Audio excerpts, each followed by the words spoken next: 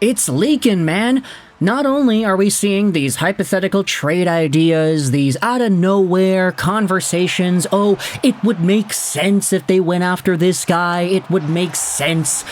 Not only are we seeing those circulate on fan social media discussions, on random tweets, on random Reddit posts, on Puckpedia's GM tool, not only are we seeing these amongst the fans, but we are seeing them on main articles.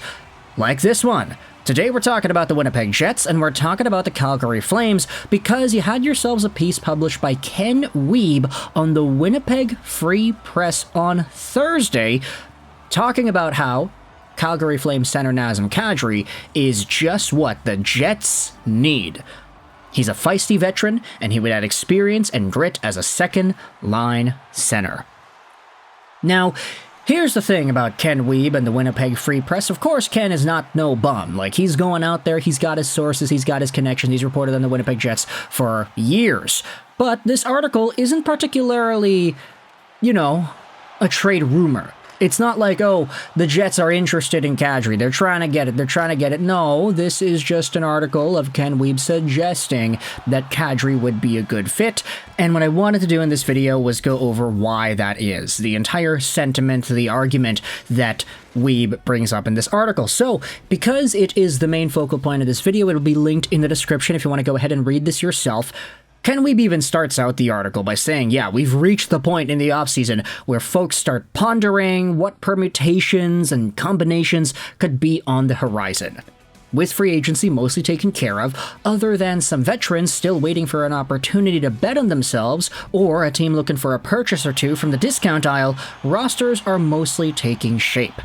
GMs around the NHL are teetering between vacation mode and stealth shopping, squeezing in some rest and relaxation when possible, while also thinking about other ways to improve their respective hockey club before training camp arrives next month. Man, Wiebe is such an interesting writer. I really like those first 3 paragraphs. Kind of sets the stage up nicely for the rest of the NHL, right? Where does that leave Winnipeg Jets GM Kevin Cheveldayoff? Well, with just under $6 million of cap space projected by Puckpedia, there's room for a longer-term deal, provided both sides find common ground, though the most likely outcome remains a bridge contract. This is where Wiebe goes into an entire thing about what the Jets already have. Cole Perfetti is a name, Nemesnikov, who could be the second-line center, Brad Lambert. There are options for them after the Sean Monahan departure in free agency. However, history has shown the Jets are not afraid to make a move to add experience and depth down the middle. They've had varying levels of success in that department when you work your way down the list of players brought in to do that job, whether it be Kevin Hayes, Cody Eakin, PLD, Stastny for a second tour, or Monahan. And you can kind of already tell where this article is going.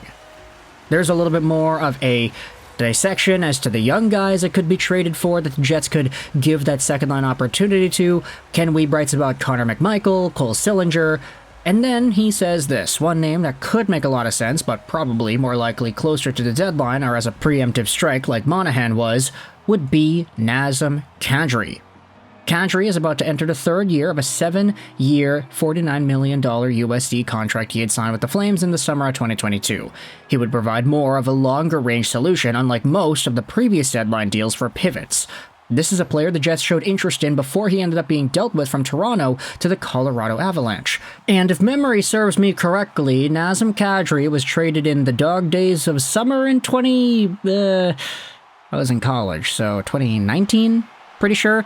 And then you have yourselves the Jets that did not end up getting him, of course. They traded away some other guys. I think they got Kevin Hayes around that time, but for a short period of time. He was only there for a few months.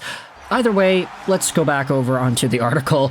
Talking about what Nazem Kadri could do with the Winnipeg Jets, well, Ken Wiebe is very optimistic. Kadri has an abundance of skill and still plays with an edge. On a Flames team that missed the playoffs, he still managed to produce 29 goals and 75 points to go along with strong possession numbers while showing durability by appearing in all 82 games. He eclipsed 30 goals on 2 occasions and hit 20 or more 4 additional times.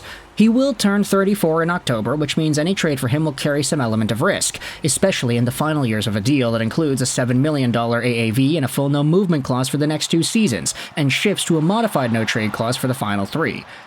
So, Kadri would need to agree to any deal to Winnipeg. Wiebe then mentions here towards the end that because Nazem Kadri probably doesn't want to be a part of a rebuild, he didn't expect to be a part of a rebuild when he had signed in Calgary. Hey, they just got Jonathan Huberdeau, they're doing all this stuff, they still got Markstrom, they still got Lindholm, they still got Hanifin, they still got Tanev, they still got Zadorov, like, they're going to be good, right? So we can compete and maybe we could win and do some really good things.